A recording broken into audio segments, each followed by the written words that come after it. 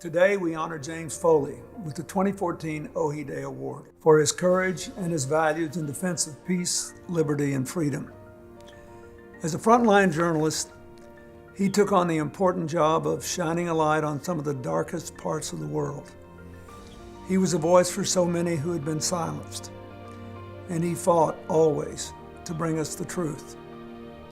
He represented hope in a time and place of so much despair. I think courage is hard to define.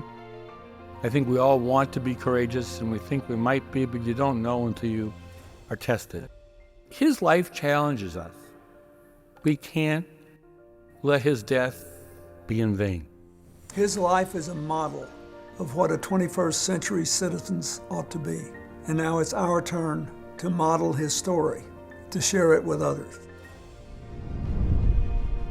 You know, the thing is, there's physical courage. For some reason, I have physical courage. But really, think about it, that's nothing compared to moral courage. If I don't have that moral courage, we don't have journalism.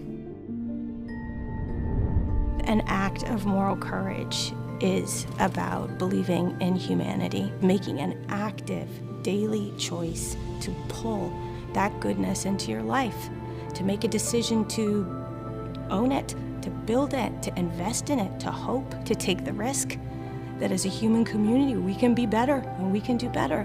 And I think that's courageous. And so that is why our tagline is inspiring moral courage one person at a time. Because we all have those choices every day. And our world needs us to have the moral courage to choose the good, to choose to do what is right. The world was stunned this week by news of the big prisoner exchange between Western nations and Russia. Just before midnight Friday, 3 U.S. citizens who'd been detained in Russia landed safely at Joint Base Andrews in Maryland. They were greeted by President Biden and Vice President Harris before reuniting with their families. It was 10 years ago this month that ISIS terrorists in Syria executed American journalist James Foley and published the horrific images online. Foley had been held captive for nearly 2 years. Grieving but determined, his mother Diane set out to help others suffering from the same loss. But within weeks, Foley began transforming her anguish into action. 4 Americans were publicly beheaded. Where is our outrage as Americans? She launched the James W. Foley Legacy Foundation, providing funding and a network of support to families of U.S. hostages abroad, while pushing the government to do more. In 2012-2014, there was no one whose job it was to bring innocent Americans home.